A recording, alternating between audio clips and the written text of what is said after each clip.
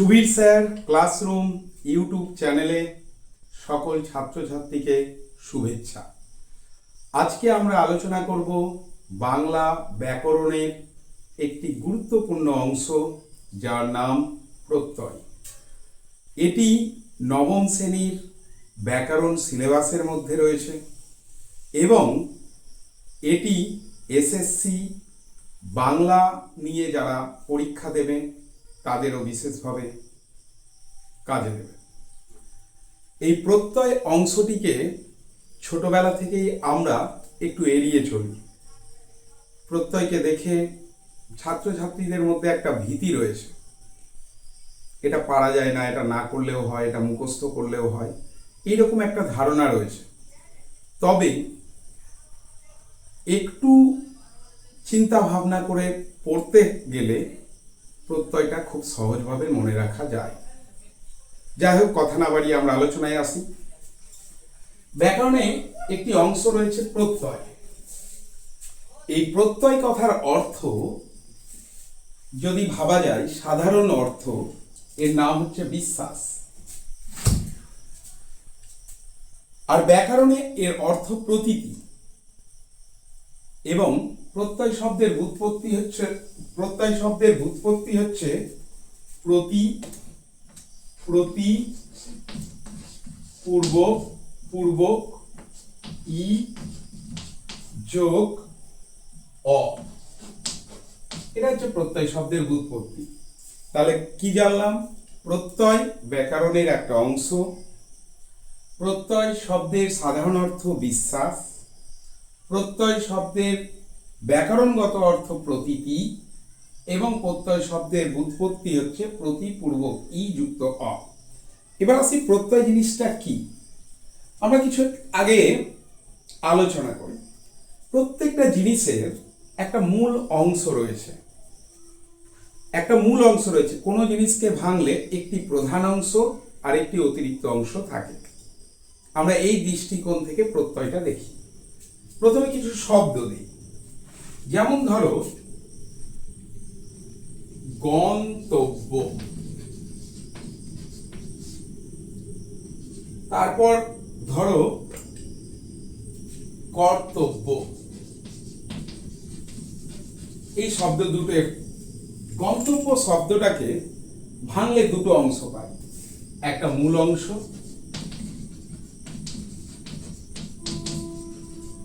আর একটা হচ্ছে অতিরিক্ত অংশ।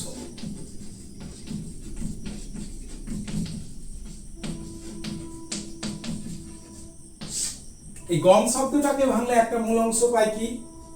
গন্তব্য শব্দটাকে ভাঙলে একটা মূল অংশ পাই গম, আর অতিরিক্ত অংশটা পায় তব্য। আবার কর্তব্য শব্দটাকে যদি ভাঙি, মূল অংশ হচ্ছে ক্রি আর অতিরিক্ত অংশ হচ্ছে তব্য। আবার যদি বাটনা শব্দটাকে ভাঙি, তাহলে মূল অংশ হচ্ছে বাট, অতিরিক্ত অংশ হচ্ছে না। আবার যদি রাবণী শব্দটাকে ভাঙি, মূল অংশ হচ্ছে রাবণী শব্দটাকে ভাঙি, মূল অংশ হচ্ছে রাবণ আর অতিরিক্ত অংশ হচ্ছে ই বা স্নি। আবার যদি ভৌগোলিক শব্দটাকে ভাঙি,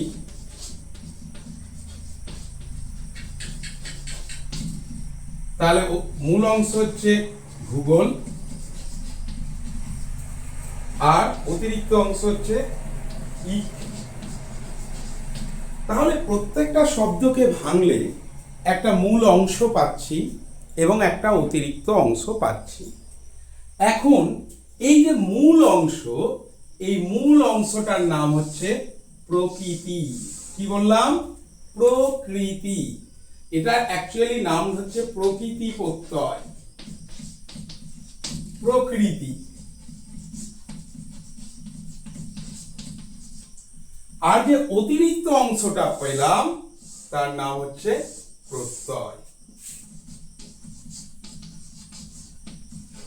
এবার আমরা সংজ্ঞায় আসি। তাহলে এ কি করছে? গম মানে যাওয়া, আর গন্তব্য মানে কোনো যে জায়গায় আমার যাওয়ার কথা। যেমন ভূগোল মানে ভূগোল, আর ভৌগোলিক মানে ভূগোলের মতো পরিবেশ। অর্থাৎ মূল শব্দটার সঙ্গে কিছু বর্ণ বা বর্ণ সমষ্টি মিশে গিয়ে, অতিরিক্ত বর্ণ সমষ্টি মিশে গিয়ে শব্দের অর্থের পরিবর্তন ঘটাচ্ছে, অর্থাৎ নতুন অর্থ বিশিষ্ট শব্দ তৈরি করছে। তাহলে প্রত্যয়ের কাজ কি পেলাম? প্রত্যয় কি করে? নতুন অর্থ বিশিষ্ট শব্দ তৈরি করে। কিভাবে তৈরি করে? কোনো না কোনো ধাতু বা শব্দের সঙ্গে যুক্ত হয়ে একটা নতুন অর্থ বিশিষ্ট শব্দ তৈরি করে। তাহলে প্রত্যয়ের সংজ্ঞা যদি বলি কি বলবো? যে শব্দ বা ধাতুর পরে যে বর্ণ বা বর্ণ সমষ্টি যুক্ত হয়ে নতুন অর্থ বিশিষ্ট শব্দ তৈরি করে তাকে বলা হয় প্রত্যয়। তাহলে প্রত্যয়ের প্রতিটা প্রত্যয় যুক্ত হয় কোনো না কোনো প্রকৃতির সাথে। এবার আমরা আসি ভাগে। প্রকৃতি আবার দুটো, একটা হচ্ছে ক্রিয়া প্রকৃতি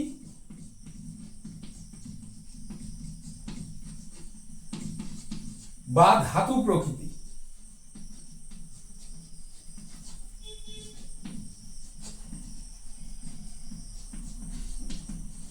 আর একটা হচ্ছে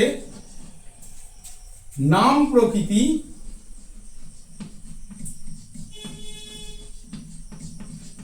বা শব্দ প্রকৃতি।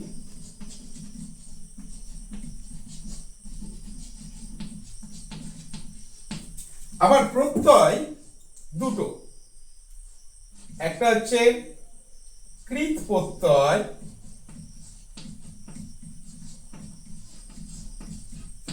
বা ধাতু প্রত্যয়। আমার বোর্ডটা খুব ছোট। আর একটা হচ্ছে তদ্ধিত প্রত্যয়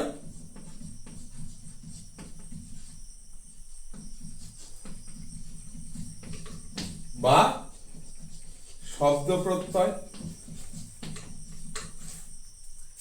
তাহলে দেখো, প্রকৃতি আবার দুই রকম, একটা হচ্ছে কৃত প্রত্যয় প্রকৃতি, ক্রিয়া প্রকৃতি বা ধাতু প্রকৃতি, আর একটা হচ্ছে নাম প্রকৃতি বা শব্দ প্রকৃতি। তাহলে যে মূল অংশ যার সাথে প্রত্যয়গুলো যুক্ত হয় সেটা দুই প্রকার। কি? একটা ক্রিয়া প্রকৃতি, একটা নাম প্রকৃতি। ক্রিয়া প্রকৃতি কোনগুলো? ধাতু। ধাতুগুলো হচ্ছে ক্রিয়া প্রকৃতি, আর নাম প্রকৃতি কোনগুলো? হচ্ছে নামপদ। অর্থাৎ নামপদ কোনগুলো? বিশেষ্য, বিশেষণ, সর্বনাম, অব্যয়। আমরা জানি পদ পাঁচ প্রকার হলো, পদ অ্যাকচুয়ালি দুই প্রকার, একটা হচ্ছে ক্রিয়াপদ, একটা হচ্ছে নামপদ। ক্রিয়াগুলো সবসময় ধাতু থেকে এসছে, অর্থাৎ যার দ্বারা কাজ করা বোঝায় বা কাজের কোনো ব্যাপার বোঝায়, কাজ ভাবটা থাকে, সেটা ধাতু। আর যার দ্বারা কাজ ভাবটা থাকে না, ক্রিয়া বাদ দিয়ে সবটাই হচ্ছে নামপদ। নামপদ অর্থাৎ বিশেষ্য, বিশেষণ, সর্বনাম, অব্যয়, ক্রিয়া। তাহলে ক্রিয়া প্রকৃতি, ধাতু প্রকৃতি। এই অনুসারে প্রত্যয় দুই প্রকার, যেটা কৃত প্রত্যয়, ধাতু প্রত্যয়। কৃত প্রত্যয় বা ধাতু প্রত্যয়, যে প্রত্যয়টা ক্রিয়া প্রকৃতির সঙ্গে বা ধাতু প্রকৃতির সঙ্গে যুক্ত হচ্ছে তার নাম হচ্ছে কৃত প্রত্যয়। আর যে প্রত্যয়টা শব্দ প্রকৃতি বা নাম প্রকৃতির সাথে যুক্ত হচ্ছে তার নাম হচ্ছে তদ্ধিত প্রত্যয়। বোঝাতে পারলাম? তাহলে আমি একটু বড় করে করি, এটা মুছে দিয়ে। প্রকৃতি মূল অংশটার নাম হচ্ছে প্রকৃতি, আর অতিরিক্ত অংশটার নাম হচ্ছে প্রত্যয়। প্রত্যয় দুটো, প্রকৃতি দুটো, ক্রিয়া প্রকৃতি, ক্রিয়া বা সব ধাতু প্রকৃতি, আর হচ্ছে নাম বা শব্দ প্রকৃতি। আবার প্রত্যয় দুটো, কৃত বা ধাতু প্রত্যয়, আবার তদ্ধিত বা শব্দ প্রত্যয়। তার মানে ক্রিয়া প্রকৃতি কাকে বলছি? যেটা ধাতু থেকে এসছে, যে মূল অংশটা ধাতু থেকে এসছে, সংস্কৃত থেকে এসছে, ধাতু থেকে এসছে। ধাতু বলতে কাজ করা বোঝাবে, কাজের ভাব বোঝাবে, এগুলো অংশকে বলা হচ্ছে ধাতু। আর কাজ করা বাদ দিয়ে যা কিছু বোঝাবে, ধাতু বাদ দিয়ে যা কিছু আছে, সবটাই হচ্ছে নামপদ, মানে বিশেষ্য, বিশেষণ, সর্বনাম, অব্যয়। আমরা জানি পদ দুই প্রকার, একটা ক্রিয়াপদ আর একটা নামপদ। নামপদ চারটা, বিশেষ্য, বিশেষণ, সর্বনাম, অব্যয়। তাহলে মূল অংশ যাকে আমরা বলছি প্রকৃতি, সেই প্রকৃতিটা দুটো ভাগে বিভক্ত, একটা ক্রিয়া বা ধাতু প্রকৃতি, একটা নাম বা শব্দ প্রকৃতি। আর প্রত্যয়টাও আবার দুটো ভাগে বিভক্ত, একটা কৃত বা ধাতু প্রত্যয়, আর একটা হচ্ছে তদ্ধিত বা শব্দ প্রত্যয়। তাহলে স্বাভাবিকভাবে কৃত প্রত্যয় কাকে বলবো? যে প্রত্যয়টি কৃত ক্রিয়া বা ধাতু প্রকৃতির সঙ্গে যুক্ত হবে। তদ্ধিত প্রত্যয় কাকে বলবো? যে প্রত্যয়টি নাম বা শব্দের সঙ্গে যুক্ত হবে। তাহলে ধাতুর সাথে যে প্রত্যয় যুক্ত হচ্ছে তাকে বলা হচ্ছে কৃত প্রত্যয়, এবং শব্দের সঙ্গে যে প্রত্যয়টা যুক্ত হচ্ছে তাকে বলছে তদ্ধিত প্রত্যয়। আবারও বলছি, ধাতু বা ক্রিয়ার সাথে যে প্রত্যয়টি যুক্ত হচ্ছে তাকে বলা হচ্ছে কৃত প্রত্যয়, এবং শব্দ বা নামপদের সঙ্গে যে প্রত্যয়টা যুক্ত হচ্ছে তাকে বলা হচ্ছে তদ্ধিত প্রত্যয়। মনে রাখার জন্য আমরা একটা জিনিস মনে রাখবো, কি? ধ, ক, স, ত। ধ, ক, স, ত। অর্থাৎ ধাতুর পরে যে প্রত্যয় যুক্ত হয় তাকে বলে কৃত প্রত্যয়। ক মানে কৃত প্রত্যয়। স মানে শব্দের পরে যে প্রত্যয় যুক্ত হয় তাকে বলা হয় তদ্ধিত প্রত্যয়। এখন প্রশ্ন হচ্ছে, ধাতু আর নাম বা শব্দ চিনব কি করে? যেমন ধরো, চেনার কতগুলো উপায়। প্রথম উপায় হচ্ছে, ধাতু সবসময় ক্রিয়াজাত বা কাজ করার ভাব বোঝাবে, এবং শব্দতে কাজ করার ভাব বোঝাবে না। আর একটা উপায়, আমরা যদি কোনো শব্দকে ভাঙলে সহজভাবে ভাঙতে পারি, যেটা আমরা সচরাচর ভেঙে দিতে পারি বা শব্দটাকে দেখতে পাই, তাহলে বুঝে নিতে হবে ওটা শব্দ। আর কোনোটাকে ভেঙে যদি দেখি ওই শব্দটা আমরা সাধারণত ব্যবহার করিনি, ওই মূল অংশটা আমরা সাধারণত ব্যবহার করিনি, তাহলে বুঝে নিতে হবে এটা একটা ধাতু। উদাহরণ দিয়ে বুঝায়, যেমন ধরো দৈনিক, এই শব্দটাকে যদি ভাঙি তাহলে দেখো আমরা এটা বুঝতেই পারছি, দিন যুক্ত ইক। তাহলে দিন শব্দটা আমরা ব্যবহার করি, তার মানে এটা শব্দ। দিনের দ্বারা কাজ করা বোঝাচ্ছে না, তার মানে এটা শব্দ বা নামপদ। তাহলে শব্দ বা নামপদের সাথে ইক প্রত্যয় যুক্ত হয়েছে, তার মানে এটা তদ্ধিত প্রত্যয়। শব্দ বা নামপদের সাথে যুক্ত হলে প্রত্যয়টা হচ্ছে তদ্ধিত প্রত্যয়। আবার যদি বলি পাঠক, যেমন ধরো পাঠকটা এসছে পট যোগ অক। দেখো, পট কথাটা আমরা সাধারণত ব্যবহার করি না, আর পট মানে পড়া অর্থাৎ কাজ করা বোঝাচ্ছে, তার মানে এটা ধাতু। তাহলে ধাতুর সাথে প্রত্যয় যুক্ত হয়েছে, এটা কৃত প্রত্যয়।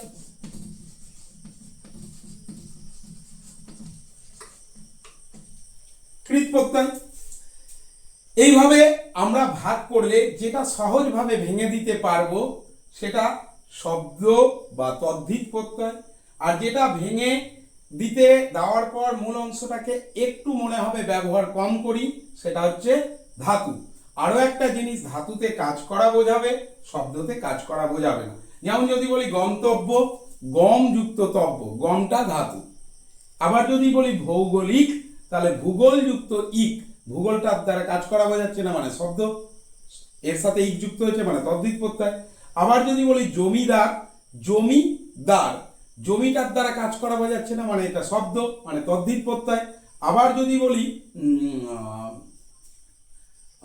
দর্শন, দৃশ্য যুক্ত অন, দৃশ্য মানে দেখা, কাজ করা বোঝাচ্ছে, মানে এটা ধাতু, এটা কৃত প্রত্যয়। এইরকম ভাবে শব্দ, কৃত প্রত্যয় আর ধাতু প্রত্যয় চিনে নিতে হয়। এবার আমরা প্রত্যয়কে আবার কত অংশে ভাগ করি? কৃত প্রত্যয় দুটো অংশ, একটা হচ্ছে সংস্কৃত কৃত প্রত্যয়, কৃত প্রত্যয়, আর একটা হচ্ছে বাংলা কৃত প্রত্যয়।